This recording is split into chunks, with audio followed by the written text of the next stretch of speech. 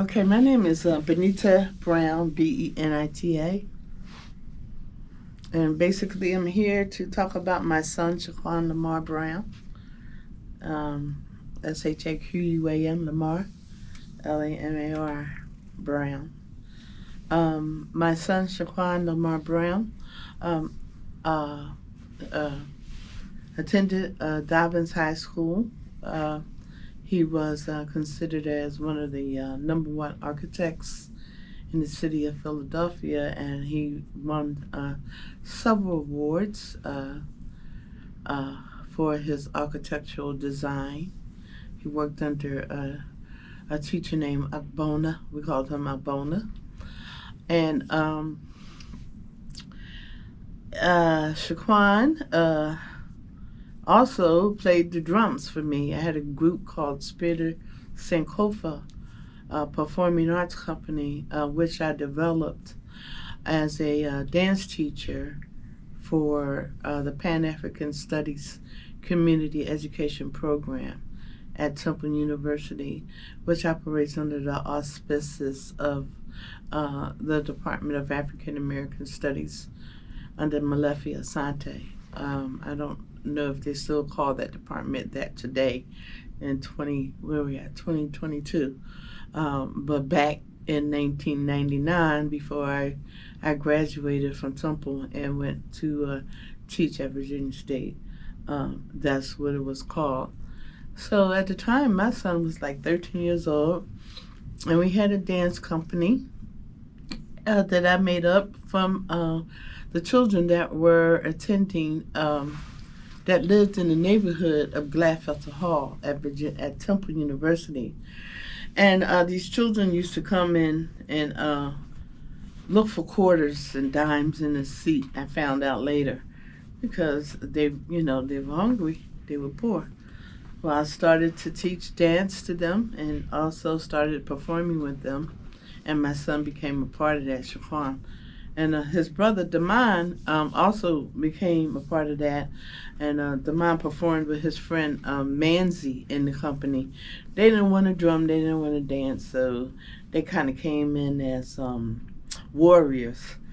So in the beginning, we would come in marching to the drums, and Damon and Manzi would carry the arrows and the spears as if they were warriors protecting the community.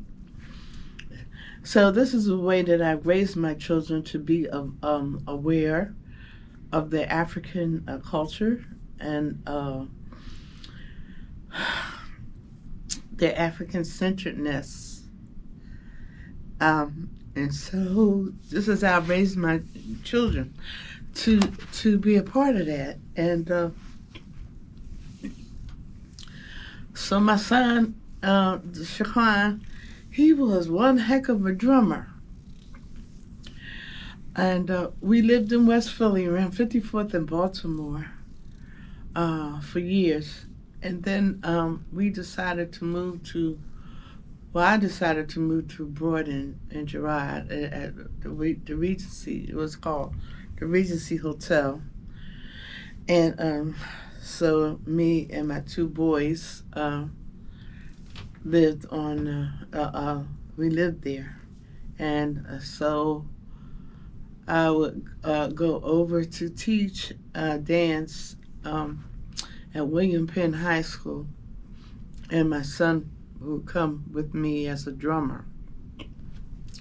And so Shaquan was such a performer that all the girls loved him. So my son Shaquan would come out on stage because we did various performances, backtracking a little bit. The kids that I took from the projects from behind Temple and turned them into professional dancers where they got paid. Now these children no longer had to look under pillars for quarters because I would get gigs that I would charge people because they were that good, and the money I charged I gave to them. So they would have money, And so Shaquan was such a performer. We used to do things like young audiences, and we performed at Dreco, we performed at the International House, we performed at the Painted Bride, we performed all these different places. I'm talking about 1990s. We now in 2022, but we performed all of these different places. And Shaquan used to come out. It was his turn. He would have his djembe strapped around his shoulder and his neck. I don't know who taught him how to do that. I believe it was Baba Crowder who taught him how to do that. Baba Crowder was one of our master drummers.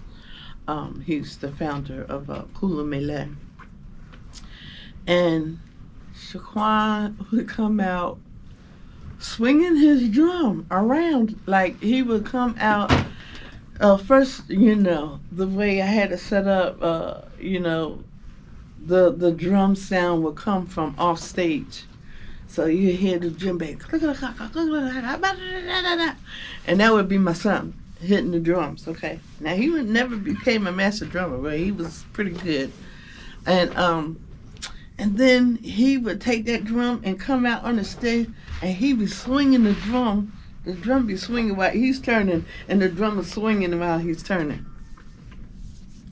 And the girls would just go mad, because my son was a good-looking young man. And the girls would just go mad. They started screaming when they saw him. When he came out swinging that drum. And the girls would start screaming. Even the girls, when we went up, like out of our community, I forget the name of that school.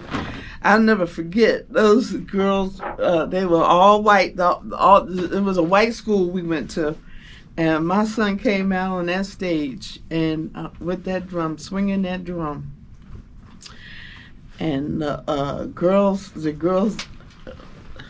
they would all just scream, for my son Shaquan, because he was so handsome and he was so good looking. He'd come out there and he'd play those drums, and then he would bend. They taught him. We had, because he had the best teachers. He had Doc Gibbs. He had Baba Crowder. He had Kwesi. He had Wookie. He had, of course, Baba Crowder. He had all of the, he had all of the,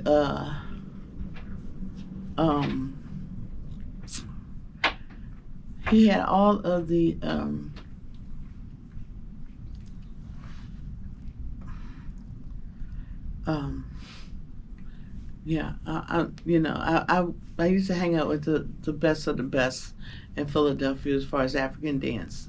So my son was influenced by them all, because I was, with Arthur Hall and, just the different major groups in Philly. I didn't dance with Arthur Hall, but I danced with the people who were first generation Arthur Hall, like Nana Karantama, Darryl Birdie, Rita Smith, Carol. Oh God, I can't remember. Carol. I can't remember her last name. I was just influenced by a lot of people in the African culture, and my son was a part of that. And so, but as my son did get older, my son was more interested in rap. Now, first, my two sons and their friends when we lived at 55th in Baltimore, Angora Terrace, his friends were all, they wanted to have a dance company. So this was before I started dancing professionally. So I said, "Oh, y'all want a dance company? Okay." So I tried to start this little dance company, with the young guys, and they were doing the hip hop dancing and stuff. But that didn't pan out. But later, I developed the Spirit and Kofa, where we did traditional African dance. Because I forget who I was dancing with. I think I was dancing with Jasu Ballet. And then I just wanted to teach students how to dance. So my son started a record label with his friends, and they had a little studio, a little makeshift studio, right off of like 15th. I think it was 15th to Susquehanna. You know, it was a small street. My son lived in one house on one street, and his best friend, I think they called him Rep or Clarence. And these were all stilt walkers, but my son didn't want to stilt walk. So, you know, they started their own record label, and my son used to make and cut beats. And, you know, that's what my son did. Well, I need to keep a long story short, because you asked me a question and I start telling you a story. But my son, in 1999, I had to go down. I graduated from Temple University with my doctorate degree in dance from the dance department. And I couldn't find a job here in Philly. And so they did a headhunt down at Virginia State University, and then during that headhunt, they found me. So I applied for the job. I got the job, and of course, we now know I got the job. And now I'm retired. But when I moved, I mentioned moving to Broad and Girard because around the corner from Broad and Girard was this notorious corner called 16th and Cyrus Street. Back in the day when I was a teenager growing up, I used to go to the Y at 17th and Girard. And for some odd reason, 16th and Cyrus Street was like 1 block away from it. And we had a club called Sigma Theta Phi, and we used to meet at the Y. And when we went home, we would have to walk down Girard Avenue. Now, I lived at 20th and Oxford. So you could come out of the Y and go to the corner, make a right, and walk down the street to Oxford Street. That's how you could get home. I could get home. But when I was little, I wouldn't dare walk by that corner because it was notorious. And, you know, so, you know, people got raped and all kinds of stuff happened to you if you walk by that corner. And so you know, I won't walk by that corner. And I actually remember looking at that corner in fear. But lo and behold, my son, when my son grows up, I forget about the corner. I take this apartment on Broad Street. My son starts hanging on that corner. Now, this is in the 70s. When that corner was known for being a horrible corner. He was selling weed on the side, and I'm saying this now because everything's over with. He was selling weed on the side, and this night when he went around the corner to his friend's house, because they would go to his friend's house around the corner, say, tell him, you know, Chicago supposed to be the man. Oh, Mr. Quiet, tell him to come in. We call him Quee. And Quee walked around there, sold the weed. Now, I don't know how they found out that's what he did. They found him coming out of there, and he ran. He was on his bike. He ran to the house, shut the door, and they shot through the door. And they killed my baby, shot him through the head. And so they killed him. And I said to myself when I found out, I said, Lord, you didn't tell me? Why didn't you give me some kind of sign? So that I would have brought him down here with me. Why didn't somebody tell me something, this kind of stuff was going, why? You know, it was like, because that night, it was like, I don't believe in the devil, but I believe in evil. There's something evil going on. because I was distracted that night because I was running around trying to find a way to get me something to eat. So what I used to do is I used to write a check and put the check in. I'll put the check in on like a Friday, and by Monday I would scramble up enough money to cover the check. And so this night, when my baby was in danger, I was too much focused on what I was doing in Virginia. And so to me, that's why I didn't get the vibes or the feelings that somebody had in mind to kill my child, to shoot my baby. I didn't have that in my mind because I was running around trying to deposit a check in here and then take the check over there, and trying to pay Paul to try to cover the check over me. I was too busy doing that until and then that night or early that morning I got the call. But I'm gonna tell you something. Something is spiritual. The day my son got shot, I got a phone call from my son. And I picked up the phone, and the detective was in there talking to, I found out later, talking to my son's girlfriend. And he was asking questions. And I'm going to tell you, I tried to keep that, it finally got lost on my phone. But my son was dead, and my phone rang that morning when he was dead. It was like he tried to contact his mama, tell his mama that he's passed on. It